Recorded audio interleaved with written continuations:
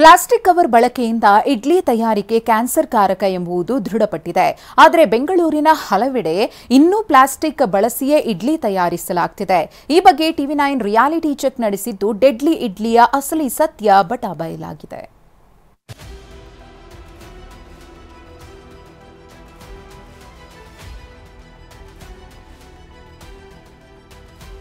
ಬೆಳಗಿನ ಉಪಹಾರಕ್ಕೆ ಬಹುತೇಕರ ಆಯ್ಕೆಯಾಗಿರುವ ಇಡ್ಲಿ ತಯಾರಿಕೆಯಲ್ಲಿ ಪ್ಲಾಸ್ಟಿಕ್ ಬಳಕೆ ಕ್ಯಾನ್ಸರ್ ಕಾರಕ ಅನ್ನೋ ಅಂಶವೇನೋ ಬಯಲಾಗಿದೆ.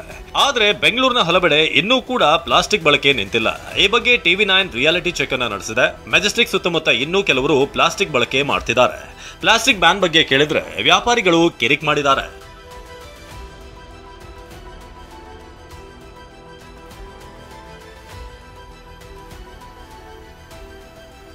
ಆಗ್ತಾ ಕಣ್ರಿ, ಹಾಕಿದ್ರೆ ಎಲ್ಲ ಪೇಪರ್ ಹಾಕ್ತಾ ಇರೋದು, ಬೆಳೆದಲ್ಲಿ ಹಾಕ್ತಾ ಇರೋದು ಅವೆಲ್ಲ ತರಿಸಿದಾವಿಲ್ಲ. ಲಾಸ್ಟ್ ಆಯ್ತು ಕಸ್ಟಮರ್ ಇಲ್ಲ ಅನ್ನಕಾಯ್ತದ ಇಲ್ಲ ತರಿಸಿಲ್ವ ಈಗ ನೋಡ್ರಿ. ನಾವೇನು ಮೋಸ ಮಾಡಿದ್ರೆ ಕೇಳ್ಬೇಕು, ನೀವು ಗಲೀಜ್ ಇದ್ರೆ ಕೇಳಬೇಕು, ನೀರು ಗೀರೆಲ್ಲ ನೀವು ಅದೆಲ್ಲ ಕೇಳೋರು ನೀವು. ಸರ್ಕಾರ ಪ್ಲಾಸ್ಟಿಕ್ ಬಳಕೆ ಬಗ್ಗೆ ಕ್ರಮಕ್ಕೆ ಮುಂದಾಗಿದ್ರು ಇನ್ನೂ ಕೆಲವು ಬೀದಿ ಬದಿ ವ್ಯಾಪಾರಸ್ಥರು ಈ ಬಗ್ಗೆ ಎಚ್ಚೆತ್ತುಕೊಂಡಿಲ್ಲ. ರಾಜ್ಯ ಸರ್ಕಾರ ಅದೇ ರೀತಿ ಆರೋಗ್ಯ ಇಲಾಖೆ ಪ್ಲಾಸ್ಟಿಕ್ ಬಳಸಬಾರದು, ಬಹಳ ಮುಖ್ಯವಾಗಿ ಆಹಾರದಲ್ಲಿ ಪ್ಲಾಸ್ಟಿಕ್ ಬಳಕೆಯನ್ನ ನಿಲ್ಲಿಸಬೇಕು ಅಂತ ಹೇಳಿದೆ. ಆದರೆ ಸಾಕಷ್ಟು ಕಡೆಗಳಲ್ಲಿ ಟಿವಿ9 ರಿಯಾಲಿಟಿ ಚೆಕ್ ನಡೆಸಿದಂತಹ ಸಂದರ್ಭದಲ್ಲಿ ಈ ಸ್ಟ್ರೀಟ್ ವೆಂಡರ್ಸ್ ಅಂದ್ರೆ ರಸ್ತೆ ಬದಿ ಬೀದಿ ಬದಿಯಲ್ಲಿ ಆಹಾರ ಏನು ವ್ಯಾಪಾರ ಮಾಡ್ತಾರೆ, ಕ್ಯಾಂಟೀನ್ ಅನ್ನು ಏನು ಇಟ್ಕೊಂಡಿದ್ದಾರೆ, ಅವರು ಇನ್ನೂ ಕೂಡ ಕೆಲವೊಂದು ಕಡೆ ಪ್ಲಾಸ್ಟಿಕ್ ಗಳನ್ನ ಬಳಸ್ತಾ ಇದ್ದಾರೆ. ತಾವಿಲ್ಲಿ ಗಮನಿಸಬಹುದು, ಇಲ್ಲಿ ಪ್ಲಾಸ್ಟಿಕ್ ತಟ್ಟೆಗಳನ್ನ ಬಳಸ್ತಾ ಇರುವಂತದ್ದು. ಇದು ಬಹಳ ಮುಖ್ಯವಾಗಿ ಕ್ಯಾನ್ಸರ್ ಕಾರಕ ಆಗುತ್ತೆ, ಕ್ಯಾನ್ಸರ್ ಬರುವಂತಹ ಸಾಧ್ಯತೆ ಇರುತ್ತೆ ಈ ತಟ್ಟೆಯಲ್ಲಿ ಊಟ ಮಾಡಿದ್ರೆ. ಅದರಲ್ಲೂ ಕೂಡ ಬಿಸಿ ಬಿಸಿ ಈ ಪ್ಲಾಸ್ಟಿಕ್ ಮೇಲೆ ಅನ್ನ ಅಥವಾ ಇಡ್ಲಿ ಅಥವಾ ಇನ್ನೇನಾದ್ರೂ ಬಿದ್ದರೆ ಇದು ನೇರವಾಗಿ ನಮ್ಮ ದೇಹಕ್ಕೆ ಹೋಗುತ್ತೆ. ಈ ಕೆಮಿಕಲ್ ನಮ್ಮ ದೇಹಕ್ಕೆ ಹೋಗೋದ್ರಿಂದ ಕ್ಯಾನ್ಸರ್ ಕಾರಕ ಅಂಶಗಳು ನಮ್ಮ ದೇಹಕ್ಕೆ ನೇರವಾಗಿ ಹೋಗುತ್ತೆ. ಇನ್ನು ಟಿವಿ9 ವರದಿಯಿಂದ ಎಚ್ಚೆತ್ತಿರುವಂತಹ ಕೆಲ ವ್ಯಾಪಾರಿಗಳು ಪ್ಲಾಸ್ಟಿಕ್ ಬಳಕೆಗೆ ಬ್ರೇಕ್ ಹಾಕಿದ್ದಾರೆ. ಬಾಳೆ ಎಲೆ, ಪೇಪರ್ ಪ್ಲೇಟ್, ಸ್ಟೀಲ್ ಪ್ಲೇಟ್ ಬಳಕೆ ಮಾಡ್ತಿದ್ದಾರೆ.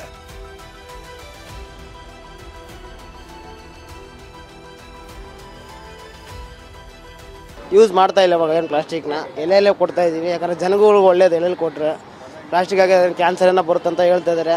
ಅದನ್ನು ಟೆಸ್ಟಿಂಗ್ ಎಲ್ಲ ತೊಗೊಂಡೋಗಿದ್ದಾರಂತೆ. ಅದಕ್ಕೋಸ್ಕರ ನಾವು ಕವರ್ ಯೂಸ್ ಮಾಡ್ತಿಲ್ಲ, ಫಸ್ಟಿಂದ ಎಲೆನೇ ಯೂಸ್ ಮಾಡ್ತಾ ಇರೋದು.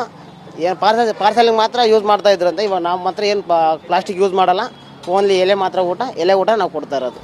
ಇನ್ನು ಆರೋಗ್ಯ ಇಲಾಖೆ ಆದೇಶಕ್ಕೆ ಜನರು ಪ್ರತಿಕ್ರಿಯೆ ನೀಡಿದ್ದು ಪ್ಲಾಸ್ಟಿಕ್ ಬ್ಯಾನ್ ಮಾಡಿರೋದು ಉತ್ತಮ ನಿರ್ಧಾರ. ಮೊದಲು ಪ್ಲಾಸ್ಟಿಕ್ ಕಂಪನಿಗಳನ್ನ ಬ್ಯಾನ್ ಮಾಡಲಿ ಅಂತ ಹೇಳಿದ್ದಾರೆ.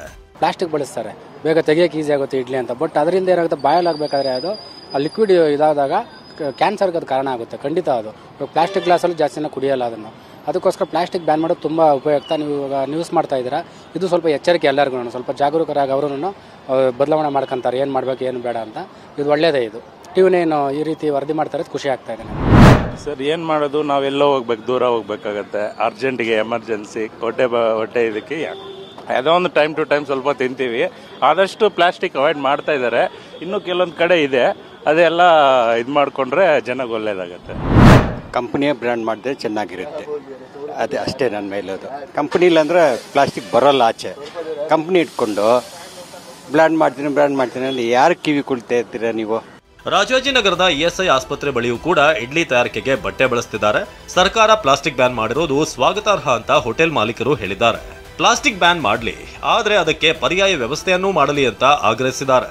ಸದ್ಯ ಈಗಾಗಲೇ ಬೆಂಗಳೂರಿನ ಸಾಕಷ್ಟು ಹೋಟೆಲ್ಗಳ ಮಾಲೀಕರು ಎಚ್ಚೆತ್ತುಕೊಂಡಿರುವಂಥದ್ದು ಅಂದರೆ ಈ ಒಂದು ಪ್ಲಾಸ್ಟಿಕ್ ಅನ್ನ ಬ್ಯಾನ್ ಮಾಡಿ ಆದೇಶವನ್ನು ಹೊರಡಿಸಿದ ಬಳಿಕ ಸಾಕಷ್ಟು ಕಡೆಗಳಲ್ಲಿ ಬಟ್ಟೆಗಳನ್ನು ಬಳಸೋಕೆ ಕೂಡ ಶುರು ಮಾಡಿದ್ದಾರೆ. ಆದರೆ ಒಂದಷ್ಟು ಕಡೆಗಳಲ್ಲಿ ಸಾಂಪ್ರದಾಯಿಕವಾಗಿ ಬಟ್ಟೆಗಳನ್ನು ಬಳಸಿ ಇಡ್ಲಿಗಳನ್ನು ತಯಾರು ಮಾಡ್ತಾ ಇರುವಂಥದ್ದು. ಸದ್ಯ ನಾನೊಂದು ಹೋಟೆಲ್ನಲ್ಲಿ ಇದ್ದೀನಿ, ನೀವು ಗಮನಿಸ್ತಾ ಇದ್ದೀರಾ.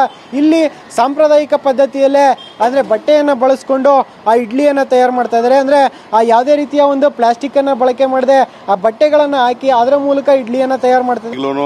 ಪ್ಲಾಸ್ಟಿಕ್ ಬಳಸಿ ಇಡ್ಲಿನ ಉತ್ಪಾದನೆ ಮಾಡ್ತಾರೆ, ಅದು ತಪ್ಪು. ಗ್ರಾಹಕರಿಗೆ ಒಳ್ಳೆಯದಲ್ಲ.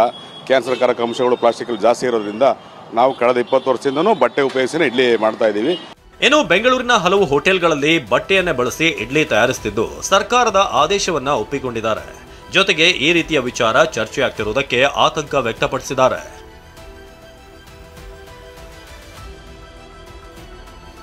ಕೆಲವೊಂದು 6 ತಿಂಗಳಿಂದ ಇದೇ ವಿಚಾರವಾಗಿ ಒಂದಿಷ್ಟು ಸೋಷಿಯಲ್ ಮೀಡಿಯಾದಲ್ಲಿ ಫೇಕ್ ಇದು ಓಡ್ತಾ ಇತ್ತು.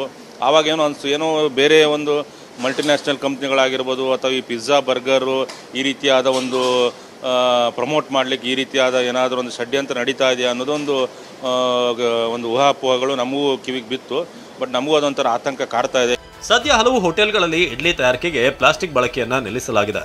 ಆದರೆ ಇನ್ನೂ ಕೆಲವೆಡೆ ಪ್ಲಾಸ್ಟಿಕ್ ಬಳಸಿಯೇ ಇಡ್ಲಿ ತಯಾರಿಸಲಾಗ್ತಿದ್ದು ಅಧಿಕಾರಿಗಳು ಯಾವ ರೀತಿ ಕ್ರಮ ಕೈಗೊಳ್ತಾರೆ ಅನ್ನೋದನ್ನ ಕಾದು ನೋಡಬೇಕಿದೆ.